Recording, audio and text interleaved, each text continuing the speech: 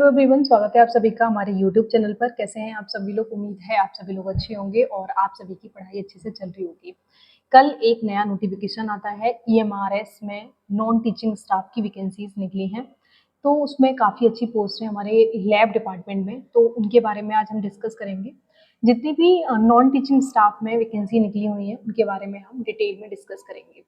तो ये जो वैकेंसीज आई हैं आपकी एकलव्य मॉडल रेजिडेंशियल स्कूल, ये स्कूल्स कहाँ होते हैं और ये स्कूल कहाँ मतलब जॉब मिलती है, जॉब लोकेशन क्या होती है, मतलब इसके बारे में डिटेल में, क्योंकि बहुत सारे स्टूडेंट को इसके बारे में नहीं पता है कि ये एक्चुअल में है क्या, फॉर्म फिल करना भी चाहिए या नहीं। तो सारी चीज़ें डिटेल में डिस्कस करने वाले हैं इस वीडियो में। तो वीडियो को पूरा देखिएगा। का एएमआरएस स्टाफ सिलेक्शन एग्जाम ESSE 2025, इसकी वैकेंसीज पहले भी आई थी, तो लैब में भी इसकी वैकेंसीज निकली हुई थी। पहले लैब अटेंडेंट की पोस्ट पे काफ़ी अच्छी वैकेंसीज थी और इस बार 25 के नोटिफिकेशन भी आउट हो चुका है। और इसमें इंफॉर्मेशन, जिसकी पूरा information, guideline and application form के बारे में हम लोग डिटेल में देखने वाले हैं। तो ये है आपका national education society for tribal students. पहले तो ये कि ये स्कूल्स कहाँ होते हैं और इनमें होता क्या है, मतलब इनमें कौन से स्टूडेंट्स पढ़ते हैं। तो ये स्टूडेंट इसमें जो पढ़ने वाले हैं वो ट्राइबल स्टूडेंट्स होते हैं, मतलब वो ST कैटेगरी के स्टूडेंट होते हैं, शेड्यूल्ड ट्राइब। तो 85% इसमें आपके ट्राइबल स्टूडेंट्स होते हैं। अभी इसमें इंडेक्स दे रखा है, इस इंडेक्स में आपको कहाँ पे क्या डिटेल चाहिए वो आप पेज नंबर के अकॉर्डिंग देख सकते हैं। इसमें सब कुछ इसमें बहुत ज़्यादा डिटेल में दे रखा है। अगर इसके इंट्रोडक्शन की बात हम चलिए हम इसके इंट्रोडक्शन की बात करते हैं। तो ये national education society for tribal student and autonomous organisation established under ministry of tribal affairs, government of India.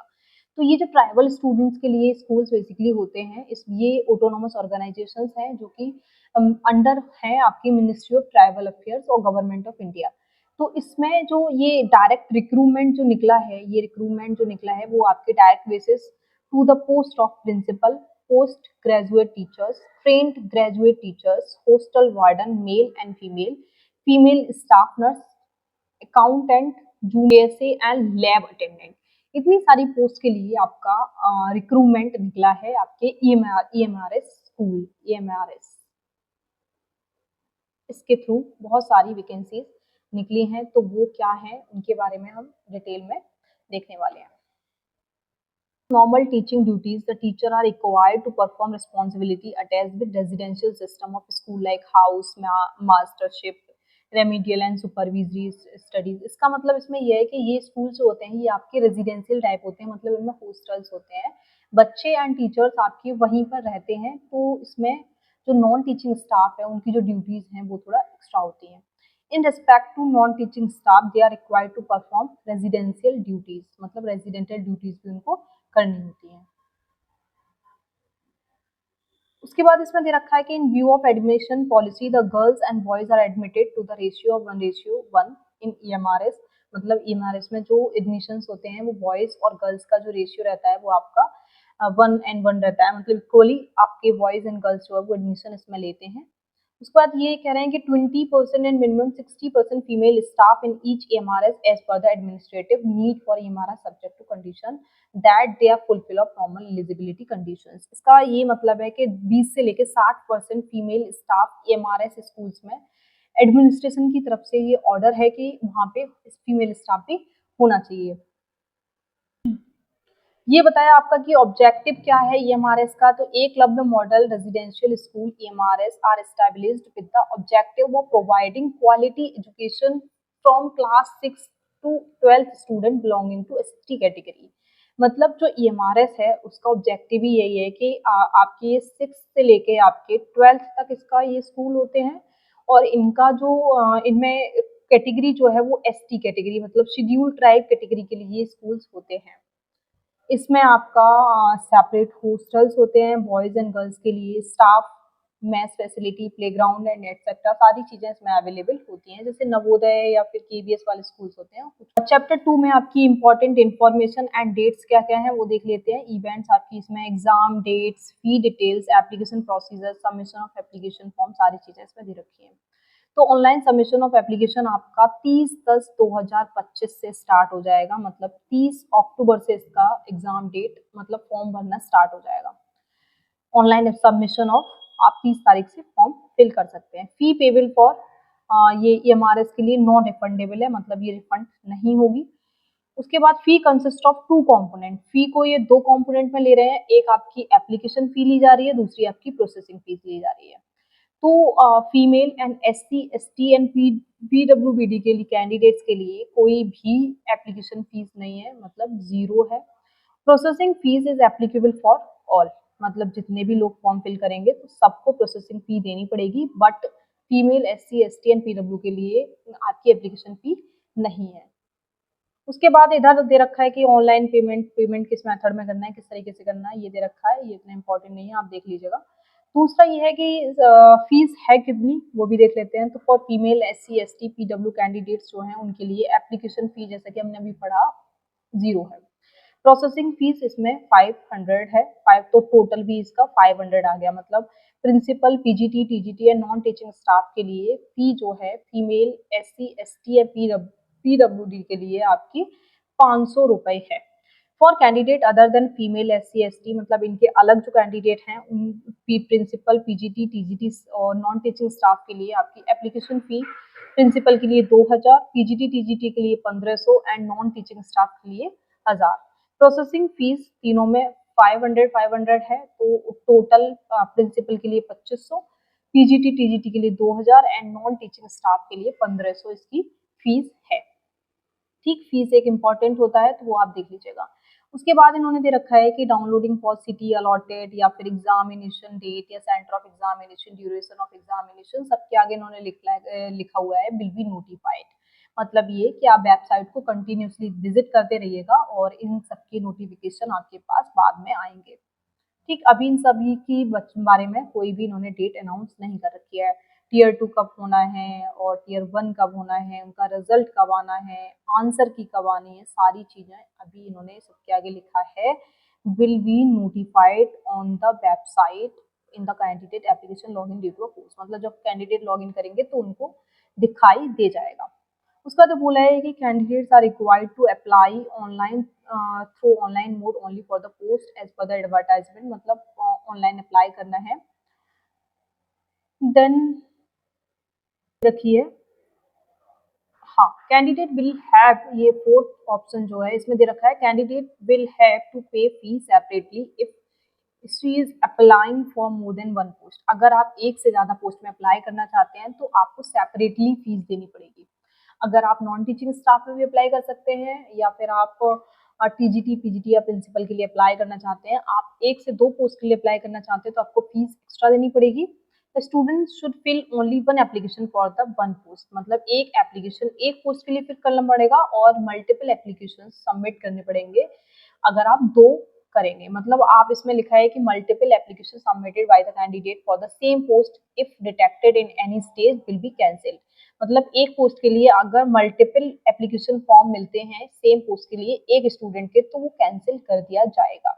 इन सारी चीजों की बहुत ध्यान रखिएगा आप। No objection fee for required to pay for candidate belonging to SC ST PW, जैसा हमने सुना कि इन सारी कैटेगरी के लिए कोई भी फीस नहीं है। Tier 1 examination for the recruitment of principal will be only in Delhi, मतलब ये कि टियर 1 का एग्जाम जो है वो आपका प्रिंसिपल की पोस्ट के लिए दिल्ली में होने वाला है।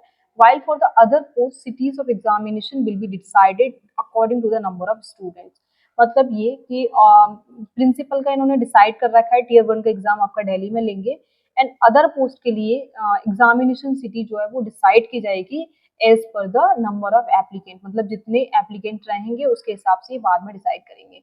Therefore candidates have not been given option in the application form for select examination cities, मतलब अभी हम उनको कोई भी एप्लीकेशन फॉर्म में कोई भी एग्जामिनेशन सिटीज को सिलेक्ट करने का ऑप्शन नहीं दे रहे हैं, ये इन्होंने साफ साफ बोल दिया है।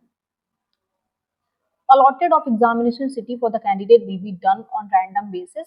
The examination agency reserves the right of allot examination cities of candidate anywhere in India due to the administrative reason. मतलब ये कि रैंडम बेसिस भी ये आपको कोई भी सेंटर दे सकते हैं, examination agency reserve to right of allot examination. तो अभी ऐसा कोई भी नहीं पता कि आपका सेंटर कहाँ जाएगा, तो आप इस चीज़ को लेके मत टेंशन लेना। नेक्स्ट पॉइंट है आपका the information related to examination city allotted to candidate for tier 1 and tier 2 shall be displayed on the website. मतलब जब भी एग्जामिनेशन सिटी आएगी वो आपको वेबसाइट पे बता दिया जाएगा। ठीक, आप इस चीज का ध्यान रखना। आईडी पासवर्ड से आप लॉग इन कर सकते हैं। Student educational qualification detail of date of birth experience detail, ये सारी चीजें आप अच्छे से फिल करिएगा। अभी हम बात करते हैं chapter 3 EMRS staff selection exam में हमें क्या क्या मतलब कितनी नंबर ऑफ वैकेंसीज निकली हुई है। About EMRS staff selection exam conducting a fill of the vacancies of teaching and non-teaching staff EMRS detail and post wise categories wise breakup and number of tentative vacancies, सारी चीजों। तो इसमें देख सकते हैं post and number of vacancies. तो principal की post के लिए 225 वैकेंसीज, पीजीटी के लिए आपकी 1460, टीजीटी में आपकी 3962, सबसे ज्यादा आपकी टीजीटी पोस्ट है। फीमेल स्टाफ नर्स में है आपकी 550, हॉस्टल वार्डन में है 635, अकाउंटेंट में है 61, जेएसए में है 228 एंड लैब अटेंडेंट में है 146। तो ये वाला जो आप देख सकते हैं 146 पोस्ट है आपकी लैब अटेंडेंट के लिए। टोटल इसमें है आपकी 7267 पोस्ट है आपकी टोटल। तो काफ़ी अच्छी वैकेंसीज हैं, तो जो जिस जिस फील्ड में आप हैं उसके अकॉर्डिंग आप कर सकते हैं। इसके बाद इन्होंने डिटेल में दे रखा है कि प्रिंसिपल की कैटेगरी वाइज क्या है। टोटल प्रिंसिपल की वैकेंसीज में से यूआर की 116 यूआर के लिए हैं, ओबीसी के लिए 60, एससी के लिए 33, एसटी के लिए 16 एंड टोटल 225। तो टोटल ऐसा नहीं है कि ये स्कूल शेड्यूल ट्राइब के लिए हैं तो टीचर भी शेड्यूल ट्राइब होंगे, ऐसा नहीं है। कोई भी कैटेगरी अपनी कैटेगरी के हिसाब से, रिजर्वेशन के हिसाब से फिल फॉर्म कर सकता है, उसके उसके बेसिस पे उसका सिलेक्शन होना है। पीजीटी के लिए आप देख लेना कि इसमें कितना है। हिंदी के लिए यूआर की हिंदी इंग्लिश ये मैथ्स केमिस्ट्री फिजिक्स बायो में 99 एंड यूआर के लिए 43, ईडब्ल्यूएस के 9 और ओबीसी 26, एससी 14। सबके हिसाब से आप लोग इसको देख लेना एक बार। ये आपकी टीजीटी पोस्ट के लिए है, टीजीटी में कितनी है वो आप देख लेना।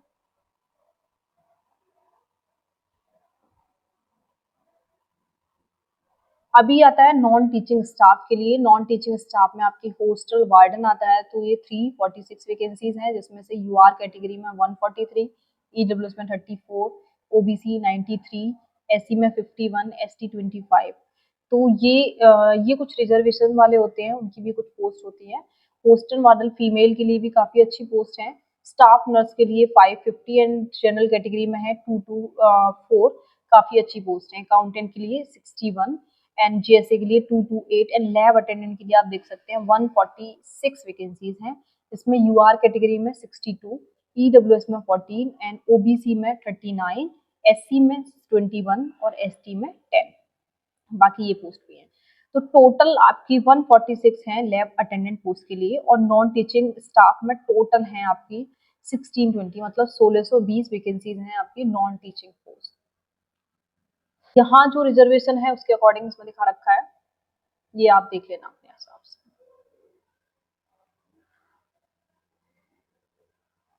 दूसरा इसमें देख रखा है only Indian cities are applicable for the EMRS post.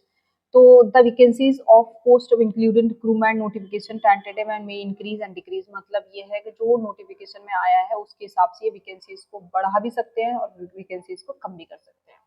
ये डिटेल में आप पढ़ लेना। जो आपको ना समझ आए आप मुझे टेलीग्राम चैनल पे मैसेज कर सकते हैं, उसकी लिंक मैं आपको डिस्क्रिप्शन में दे दूंगी। For the consideration of selection of the notified post every candidate has to score minimum 30%। Every student को 30% मिनिमम लाना है in the respect of general category and OBC and EWS candidate. मतलब general and OBC and EWS candidates को आपको exam में 30% लेके आना है मिनिमम, मतलब पासिंग ये परसेंटेज दे रखा है। दूसरा आपका एससी एसटी एंड पीडब्ल्यूडी के लिए आपका है 25% candidate of tier second examination. मतलब ये है कि आपका जो फाइनल एग्जाम है उसके बेसिस पे बता रहे हैं कि इतना आप पास करा हुआ आपको होना चाहिए। आफ्टर पोस्ट डिटेल में आपकी लेवल ऑफ पे, मतलब कितना पेमेंट मिलेगा, ये भी एक इम्पॉर्टेंट होता है। जैसे कि प्रिंसिपल का आप देख सकते हैं लेवल 12 है, मतलब काफी अच्छी, मतलब बेसिक पे आपका 78,000 प्लस है। टीजीटी पीजीटी के लिए आपका लेवल 8 है, तो ये भी काफ़ी अच्छा है, लेवल 7 और लेवल 8 में। लाइब्रेरियन का आपका है level 7 and art, music, physical education in सब का लेवल 6 है और फीमेल स्टाफ नर्स का लेवल 5 है 29,200 से लेके। ये हॉस्टल वार्डन का आपका लेवल 5 है, अकाउंटेंट का आपका लेवल 6 है और जेएसए का आपका लेवल 2 है एंड लैब अटेंडेंट का आपका लेवल 1 है। मतलब सब मोड ऑफ एग्जामिनेशन की बात करें तो इसका एग्जाम जो है वो ओएमआर बेस्ड होना है, मतलब पेपर मिलेगा पेन पेपर, ऑनलाइन मोड नहीं होना है। एंड जो दूसरा पेपर होगा वो भी पेन पेपर मोड होगा। टीयर सेकंड भी होगा, will be interview post of principal and skill test for post of JSA. मतलब इन दोनों एग्जाम के बाद ये वाले मतलब नॉन टीचिंग स्टाफ में तो ये दोनों ही एग्जाम होने हैं, बट प्रिंसिपल के लिए एक इंटरव्यू भी है एंड पोस्ट ऑफ आपका जेएसए के लिए एक स्किल टेस्ट भी होना है। Choice of medium of question exam in ये एग्जाम में आपको medium of examination belonging to bilingual Hindi and English में होना है। However in case of language competency test of regional language भी आप सिलेक्ट कर सकते हैं। प्रिंसिपल के लिए आप ये सिलेबस देख लेना, जो लोग प्रिंसिपल के लिए भरना चाहते हैं कि टीयर 1 में क्या सिलेबस आने वाला है। हम लोग बात करते हैं अपना जो हमारा पार्ट है, पैटर्न में आप देख सकते हैं ये टीयर 1 एग्जाम की बात हो रही है। इसमें क्या है, जनरल अवेयरनेस आपका 10 क्वेश्चन आएंगे 10 नंबर के, रीजनिंग एबिलिटी का आपका 15 नंबर ऑफ क्वेश्चंस रहेंगे। टोटल आपका 100 क्वेश्चंस रहने वाले हैं। इसमें आपका ICT 15 question and quantitative aptitude 30 question और लैंग्वेज कॉम्पिटेंसी इंग्लिश हिंदी ये सब आपके 30 क्वेश्चन। अभी हम बात करते हैं लैब अटेंडेंट के बारे में। लैब अटेंडेंट में क्या क्या क्वेश्चंस रहने वाले हैं, क्योंकि एग्जाम फॉर्म फिल करने से पहले स्टूडेंट चेक करते हैं कि पेपर में आएगा क्या। तो जो टीयर 1 एग्जाम है, मतलब जो पहला पेपर है, उसमें आपका reasoning ability, quantitative aptitude, general awareness और basic knowledge of computer and language competency test English and Hindi. Total आपका 100 नंबर का पेपर होगा, जिसमें से 25 आपके जनरल रीजनिंग मतलब रीजनिंग के, 25 क्वेश्चन आपके मैथ्स के, जनरल अवेयरनेस 20 क्वेश्चन और कंप्यूटर के 10 क्वेश्चन एंड ये आपकी हिंदी इंग्लिश लैंग्वेज के 10-10 क्वेश्चन। टोटल आपका 100 क्वेश्चन का ये एग्जाम होने वाला है और ये 2 घंटे का एग्जाम, 2 घंटे का एग्जाम होगा without any time limit for each part of test individually. मतलब किसी भी पार्ट के लिए अलग से कोई टाइम नहीं है, आप 2 घंटे पूरा लेके अपने हिसाब से किसी भी पार्ट पे कितना भी टाइम दे सकते हैं। दूसरा आपका इसमें टीयर सेकंड है, only for candidate who will be shortlisted in the ratio of 110 against a notified vacancies. मतलब ये जिस हिसाब से ये वैकेंसीज हैं, जितनी भी लैब में पोस्ट हैं, उसके हिसाब से आपके 10 गुने बच्चे ये टीयर सेकंड में सिलेक्ट कर लेंगे। अगला पेपर है, उसमें आपका सब्जेक्ट का आने वाला है। अब सब्जेक्ट में क्या पूछा जाएगा, सब्जेक्ट का आपका 40 क्वेश्चन आपका ऑब्जेक्टिव रहेगा और 15 क्वेश्चन आपका डिस्क्रिप्टिव रहेगा। टोटल आपके 55 क्वेश्चन रहेंगे और ये आपके 100 नंबर के रहने वाले हैं।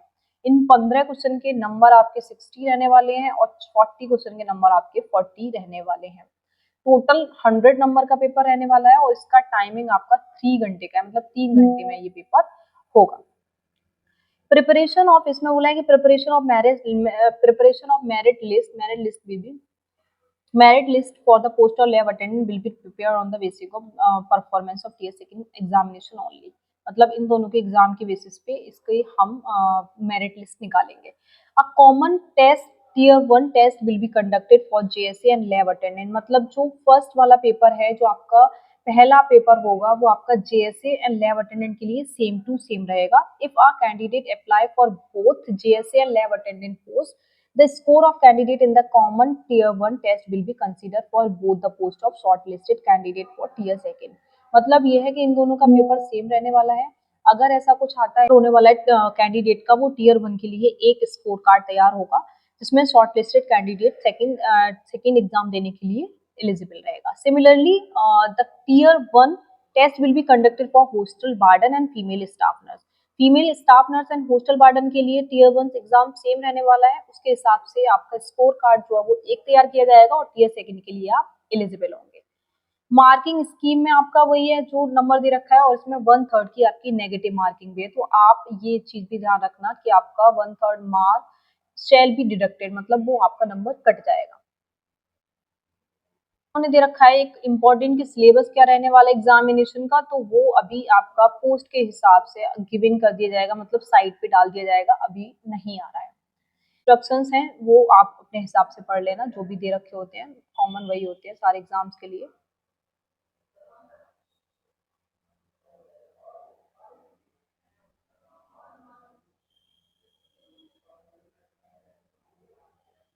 ये है आपका चैप्टर 4। इसमें क्या है, एलिजिबिलिटी क्राइटेरिया एंड क्वालिफिकेशन के बारे में बात करेंगे। प्रिंसिपल पोस्ट के लिए आप देख लेना क्या है, अगर कोई अप्लाई कर रहा है तो प्रिंसिपल में क्या मांगा गया है।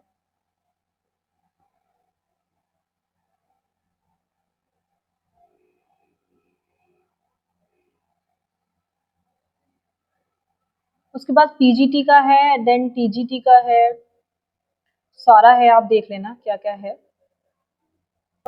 इसमें कौन कौन अप्लाई कर सकता है, क्या क्या एलिजिबिलिटी क्राइटेरिया है, तो लैब अटेंडेंट के लिए हम देखते हैं क्या क्या एलिजिबिलिटी क्राइटेरिया है। लैब अटेंडेंट की भी बात करते हैं क्या क्या एलिजिबिलिटी क्राइटेरिया है। तो इसमें एज एक तो अप टू 30 ईयर्स मतलब 30 साल तक इसे अप्लाई कर सकते हैं। उसके बाद भी कैटेगरी के हिसाब से इसमें रिलैक्सेशन भी है। रिलैक्सेशन कितना होता है वो आगे हम बात कर लेंगे। Up to 55 years for EMRS employ, मतलब जो ईएमआरएस में ऑलरेडी वर्किंग है उनकी एज जो है 55 ईयर्स इसमें चाहिए। दूसरा एजुकेशन की अगर बात करें तो 10th class pass with certificate diploma in laboratory technique from recognised board and institute. अगर आपने 10वीं कर रखी है और आपने डिप्लोमा मतलब लैब का डिप्लोमा भी कर रखा है तब आप एलिजिबल हैं। सेकेंडली आप 12th pass with science stream from recognised board of institute तब भी आप एलिजिबल हैं। तो आप देख लेना अगर आप इस कैटेगरी में हो और आप इंटरेस्टिंग हैं तो आप इस फॉर्म को भर सकते हैं। इंटरेस्टेड होना बहुत ज़रूरी है। उसका रीज़न ये है कि आपको कहाँ काम मिलेगा। इसकी एक तो मतलब स्कूल्स की लिस्ट आती है, उसमें कौन-कौन से स्कूल्स हैं, वो लिस्ट मैं आपको प्रोवाइड कर दूँगी। तो वो आप देख लेना कि जो इसके स्कूल्स जो बेसिकली आपके जो शेड्यूल्ड ट्राइब जहाँ पे ज़्यादा पॉपुलेशन होती है, वहीं पे मैक्सिमम स्कूल्स वहीं पर होते हैं। तो यूपी में कहाँ पर हैं, छत्तीसगढ़ में कहाँ पे हैं, अलग-अलग स्टेट में अलग-अलग लोकेशंस पे इसकी स्कूल्स हैं। तो आप वो लिस्ट देखिएगा और आप अपनी मतलब लोकेशन के हिसाब से आप अपना फॉर्म फिल करिएगा। अगर आप लोकेशन से सैटिस्फाई हैं, देन आप इस फॉर्म को फिल कर सकते हैं। रिलैक्सेशन की अगर बात करें, एज रिलैक्सेशन क्या रहता है, तो scheduled caste and scheduled tribe जो स्टूडेंट मतलब जो एसटी वाले स्टूडेंट होते हैं उनके लिए 5 ईयर का रिलैक्सेशन दे रखा है। मतलब 30 ईयर्स अगर इसकी एज है तो जो एसटी कैटेगरी के स्टूडेंट हैं वो आपके 35 तक इसे फिल कर सकते हैं easily.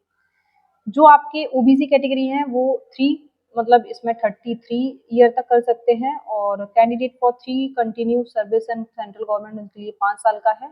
UT for Jammu Kashmir के लिए 5 साल का है। और women all category only if apply for PGT and TGT post 10 साल। मतलब अगर कोई वुमेन है और वो पीजीटी एंड टीजीटी के लिए अप्लाई कर रही है तो उसे 10 साल का रिलैक्सेशन मिलेगा। देन इसमें अलग फिर दे रखा है पर्सन विद डिसेबिलिटी, मतलब जो डिसेबिलिटी में है वो उनके लिए अलग अलग रिलैक्सेशन हैं। तो आप देख लेना अपने हिसाब से आप किस कैटेगरी में आ रहे हैं।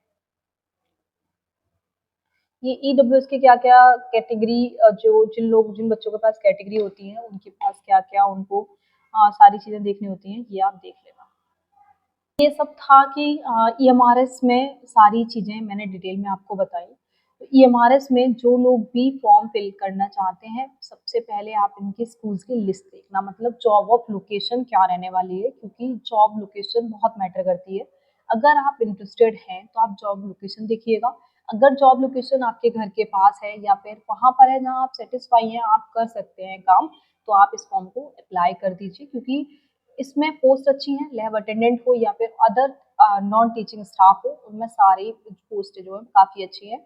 और इसमें कंपटीशन कम इसलिए रहता है क्योंकि बहुत सारे लोग इसमें अप्लाई नहीं करते। तो जो लोग इस लोकेशन के पास रहते हैं, मतलब जो जिनके पास ये स्कूल्स हैं, वो इजीली इस फॉर्म को फिल कर सकते हैं और सिलेक्शन ले सकते हैं। आपके पास ये परमानेंट गवर्नमेंट परमानेंट वैकेंसीज हैं, मतलब ये कोई कॉन्ट्रैक्चुअल पोस्ट नहीं है, काफ़ी अच्छी पोस्ट है और लेवल भी अच्छा है, मतलब प्राइवेट से बहुत अच्छा है। तो आप इस फॉर्म को अप्लाई कर सकते हैं जो लोग लैब अटेंडेंट के लिए इंटरेस्टेड हैं। अगर वीडियो आप सभी के लिए हेल्पफुल रही हो तो वीडियो को शेयर करें और हमारे जो लोग हमारे चैनल पे नए हैं वो हमारे चैनल को सब्सक्राइब करें। इसका फुल नोटिफिकेशन मैंने अपने टेलीग्राम ग्रुप में ऐड कर दिया है। जो लोग टेलीग्राम पे नहीं हैं वो डिस्क्रिप्शन बॉक्स से टेलीग्राम की लिंक पे जाकर टेलीग्राम चैनल से जुड़ सकते हैं। वहाँ पे हम नोट्स पीडीएफ एंड जो भी इम्पोर्टेंट होता है वो हम बताते रहते हैं, जिससे सारी चीज़ें आपको अपडेटेड रहती हैं। अगर जो लोग लैब की तैयारी करना चाहते हैं, जो लोग लैब टेक्नीशियन या लैब अटेंडेंट के लिए तैयारी करना चाहते हैं, वो हमारे चैनल को सब्सक्राइब करें। हम लैब में आने वाली वैकेंसीज की notification and previous year questions कराते रहते हैं। Thank you very much.